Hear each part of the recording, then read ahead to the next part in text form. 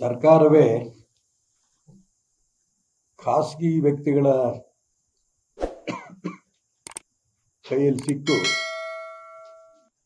ಈ ಸರ್ಕಾರವನ್ನ ಒತ್ತೆ ಹಿಡಿದಕ್ಕೆ ಹೊರಟಿದಾರನೋ ಅನ್ನೋಂಥ ಒಂದು ಅನುಮಾನ ಬರ್ತಾ ಇದೆ. ಒತ್ತೆ ಹಿಡಕ್ಕೆ ಹೊರಟಿದಾರೋ ಅಥವಾ ಸರ್ಕಾರವನ್ನೇ ಮಾರಾಟ ಮಾಡಕ್ಕೆ ಹೊರಟಿದಾರೋ. ಇದರಲ್ಲಿ ಮತ್ತೆ ನಾನು ಹೇಳ್ತೀನಿ, ಈ ಒಂದು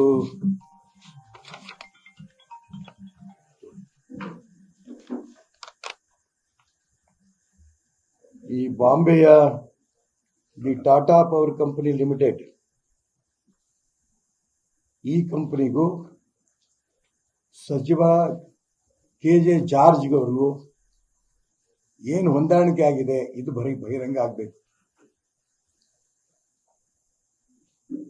ಇಷ್ಟು ವರ್ಷ ಸರ್ಕಾರ ವಿದ್ಯುತ್ತನ್ನು ನೇರವಾಗಿ ರೈತರಿಗೆ, ಕೈಗಾರಿಕೋದ್ಯಮಿಗಳಿಗೆ, ಎಲ್ಲ ಗ್ರಾಹಕರಿಗೆ ನೇರವಾಗಿ ಕೊಡ್ತಾ ಇದ್ದಿದ್ದು ನಾವು ಕಂಡಿದ್ದೇವೆ. ಸರ್ಕಾರದ ಲಾಭ ನಷ್ಟ ಸರ್ಕಾರ ಆ ಕಡೆ ಗಮನ ಕೊಡ್ತಿತ್ತು. ಆದರೆ ಈಗ ಖಾಸಗಿ ವ್ಯಕ್ತಿಗಳ ಕೈಯಲ್ಲಿ ಕೊಟ್ಟರೆ ಇದು ಯಾವ ಕಾರಣಕ್ಕೂ ಕೂಡ ರೈತನಿಗೂ ಉಳಿಗಾಲ ಇಲ್ಲ, ಕೈಗಾರಿಕೋದ್ಯಮಿಗಳು ಉಳಿಗಾಲ ಇಲ್ಲ, ಅದೇ ರೀತಿ ಖಾಸಗಿ ವ್ಯಕ್ತಿಗಳು ಕೂಡ ಉಳಿಗಾಲ ಇರಕ್ಕೆ ಸಾಧ್ಯನೇ ಇಲ್ಲ. ಮಾನ್ಯ ಮುಖ್ಯಮಂತ್ರಿಗಳು ಮತ್ತು ಸಂಬಂಧಪಟ್ಟ ಸಚಿವರು ತುಂಬಾ ಸ್ಪಷ್ಟವಾಗಿ ಹೇಳಿದ್ರು, ವಿದ್ಯುತ್ ಕ್ಷೇತ್ರದ ಚಟುವಟಿಕೆಗಳನ್ನ ಖಾಸಗಿ ಸಂಸ್ಥೆಗೆ ವಹಿಸಿ ಖಾಸಗೀಕರಣಗೊಳಿಸಲು ಅವಕಾಶ ಕೊಡುವುದಿಲ್ಲ, ಈ ಮಾತನ್ನು ಹೇಳಿದ್ರು. ಆದರೆ 25/5/26 ಪತ್ರಿಕೆಗಳಲ್ಲಿ Tata power company limited Mumbai ಇವರು KERCಗೆ ಅರ್ಜಿ ಹಾಕಿದ್ದಾರೆ ಅನ್ನೋದು ಕೇಳಿ ಆಘಾತ ಆಯಿತು. KERC ಯಾರ ಕಂಟ್ರೋಲ್ ಇದೆ? ಇಂಡಿಪೆಂಡೆಂಟ್ ಬಾಡಿ ಹೌದು, ಆದರೆ ಇದು ಇನ್ಫ್ಲೂಯೆನ್ಸ್ ಪೂರ ಮಂತ್ರಿಗಳಿದೆ. ಅದಕ್ಕೋಸ್ಕರ ಮಾನ್ಯ DK ಶಿವಕುಮಾರ್ ಅವರು ಹೊಸದಾಗಿ ಮುಖ್ಯಮಂತ್ರಿಗಳಾಗಿ ಬಂದಿದ್ದಾರೆ. ಇದನ್ನು ಗಮನಿಸಬೇಕು ಅವರು.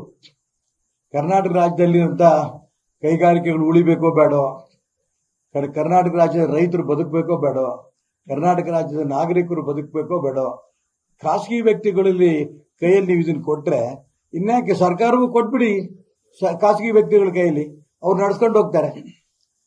ನಿಮಗೆ ಹಣದ ಅವಶ್ಯಕತೆ ಇದೆ ಅಂತ ಅಂದಾಗ ಯಾವುದೇ ಅಧಿಕಾರವನ್ನು ಇದ್ದಂತ ಸಂದರ್ಭದಲ್ಲಿ ಅಡ್ಮಿನಿಸ್ಟ್ರೇಷನ್ ಮಾಡೋದಕ್ಕೆ ವಿಫಲರಾದ್ರೆ ಸರ್ಕಾರವನ್ನ ನಡೆಸೋದು ನಿಮ್ ಕೈಲಿ ಆಗಲ್ಲ ಅಂತ ಒಪ್ಕೊಂಡಂಗೆ.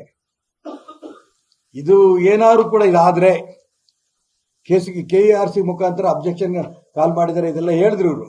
ಅಬ್ಜೆಕ್ಷನ್ಗಳು ಎಷ್ಟರ ಮಟ್ಟಿಗೆ ಅಬ್ಜೆಕ್ಷನ್ಗಳನ್ನ ಅವ್ರು ಬೆಲೆ ಕೊಡ್ತಾರೋ ಬಿಡ್ತಾರೋ ಗೊತ್ತಿಲ್ಲ. ನಾನು ಕೂಡ ಒಂದು ಅಬ್ಜೆಕ್ಷನ್ ಆಗ್ತಾ ಇದ್ದೀನಿ, ಇದು ಯಾವುದೇ ಕಾರಣಕ್ಕೂ ಮಾಡಬಾರ್ದು ಅಂತ.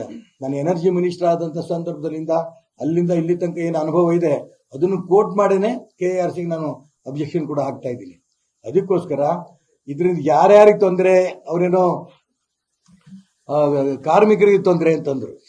ಬರೀ ಕಾರ್ಮಿಕರಿಗಲ್ಲ, ಇಡೀ ರಾಜ್ಯದ ಎಲ್ಲ ವರ್ಗಕ್ಕೂ ತೊಂದರೆ ಆಗತ್ತೆ.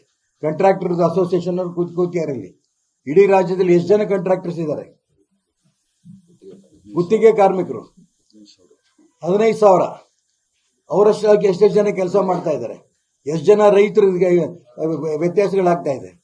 ಎಷ್ಟು ಕೈಗಾರಿಕೆಗಳು ವ್ಯತ್ಯಾಸ ಆಗ್ತಾ ಇದೆ? ಅದಕ್ಕೋಸ್ಕರ KERCನವರು ಅಬ್ಜೆಕ್ಷನ್ ಕರೆದಿರೋದು. ಆಮೇಲೆ ಯಾವ ಕಾರಣಕ್ಕೂ ಕೂಡ ಇದನ್ನ ಅರ್ಜಿನೇ ಒಪ್ಕೋಬಾರ್ದಿತ್ತು. ಸರ್ಕಾರ ಮಾರಾಟಕ್ಕಿದೆ, ಯಾರು ತಗೊಳಕ್ ತಯಾರಿದ್ದೀರಾ ಅಂತ ಕರೆದಂಗಿದ್ದು ಅರ್ಜಿ. ಯಾವ ಕಾರಣಕ್ಕೂ ಇದಾಗಬಾರ್ದು. ಅದಕ್ಕೋಸ್ಕರ ನಾನು ಇದು KJ ಜಾರ್ಗೆ ಹೇಳಿದ್ರೆ ಅರ್ಥವೇ ಇಲ್ಲ.